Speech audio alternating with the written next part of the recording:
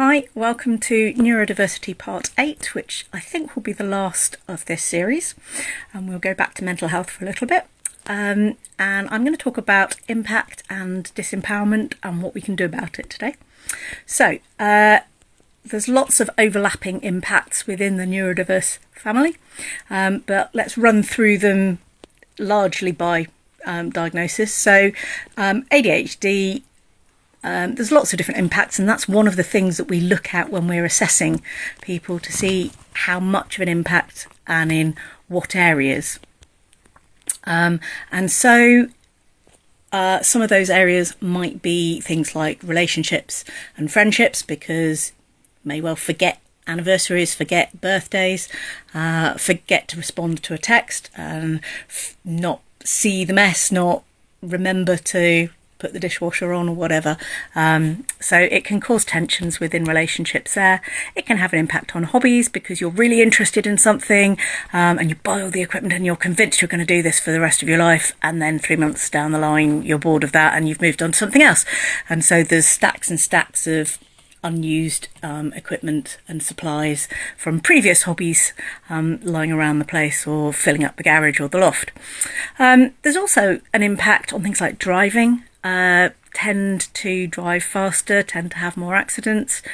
Once medicated, tend to be much safer drivers, but can be difficult when unmedicated. Similarly, drugs and alcohol being used to self-medicate can obviously lead down a criminal route, and you find the large proportion of the prison population have ADHD.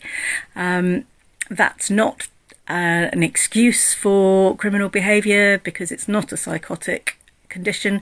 You don't lose your faculties of knowing what you are doing and knowing what is right and wrong, and therefore you are still fully responsible for every choice that you make. But yes, there's risk-taking behaviour which can lead to problems with ADHD.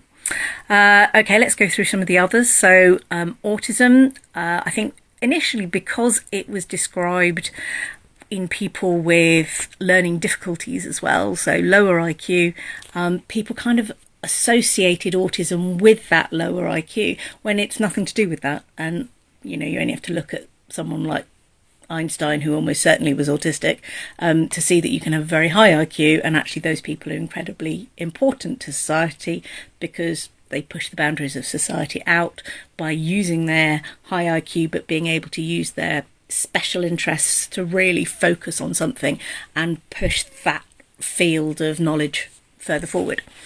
But you do get impact on friendships and relationships because of social interactions and not being able to read social situations so well, not being able to read body language so well.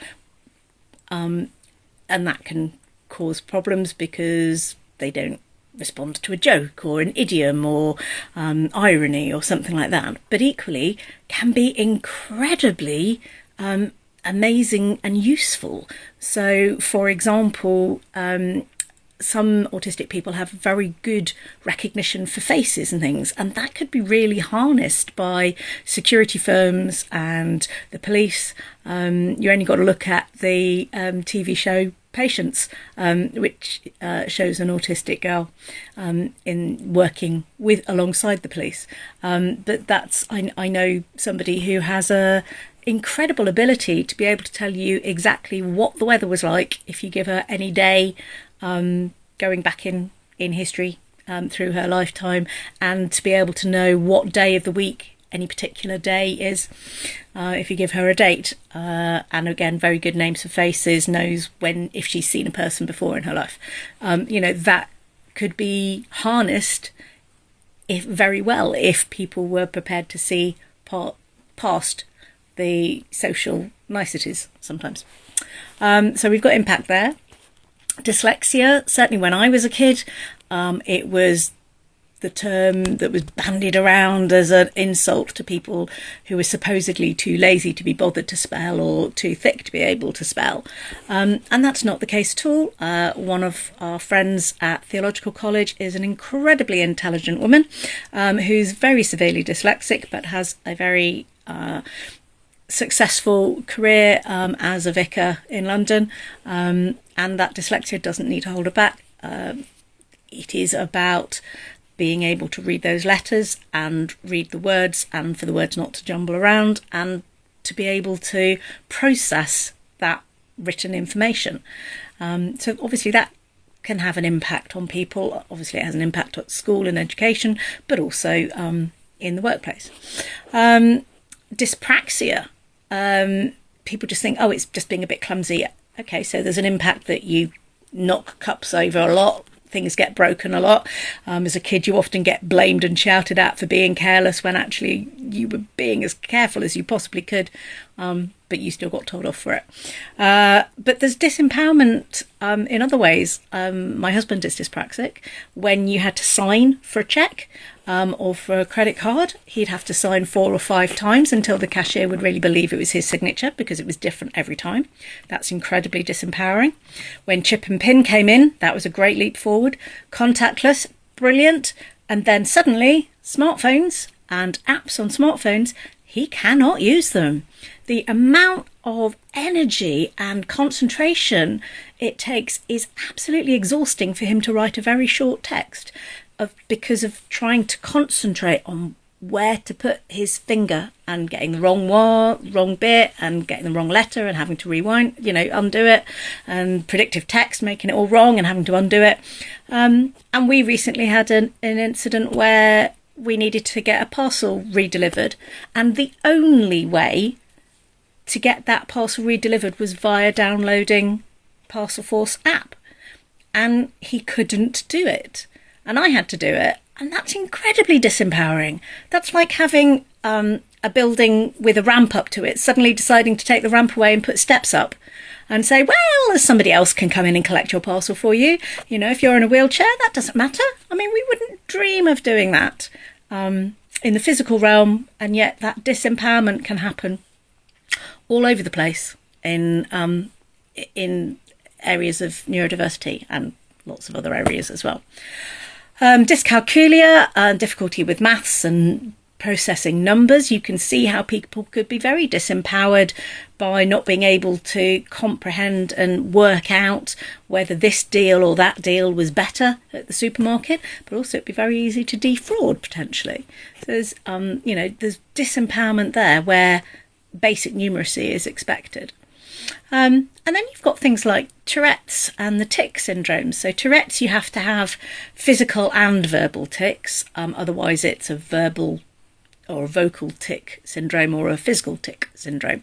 But that can be incredibly embarrassing, or it can give you massive fear of response. If you're somebody who makes strange noises, say, you're going to get people looking at you. If you're on the tube, you might get, drawing attention that you really don't want.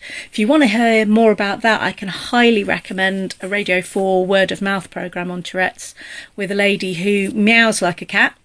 And she says sometimes, very convincingly, sometimes she tells people that it's her. Sometimes she doesn't, because she reckons you've got to get your kicks somewhere. But also she wolf whistles.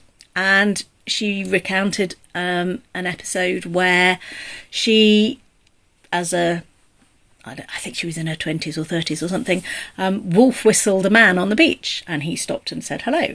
And they had a laugh and off he went. And she suddenly thought, that would have been very different if she had been a middle-aged man and the person walking past had been a young girl.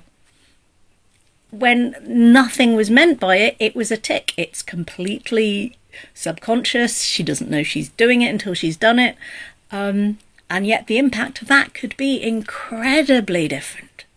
And so, there's this social isolation that comes with all of these things by shutting yourself away because you don't want that embarrassment or that fear or that sense of disempowerment. And so you shut yourself away. So how do we fight that? How do we stop that?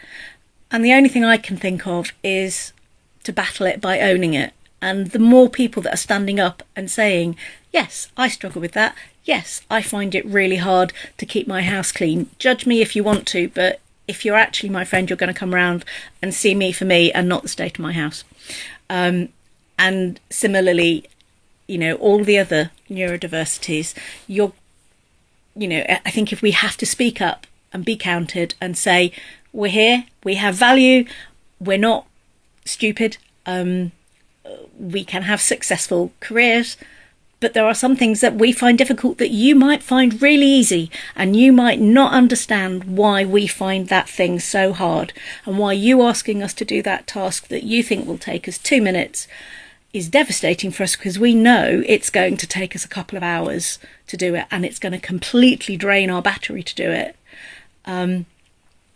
Whereas there are other things that we could do really quickly that you might struggle with. And I think that's where understanding comes in, that we need to educate, we need to spread the word, we need to recognise people's skills and praise people's skills, and cut people slack over the things that they find difficult. Because just because you find something easy doesn't mean somebody else does.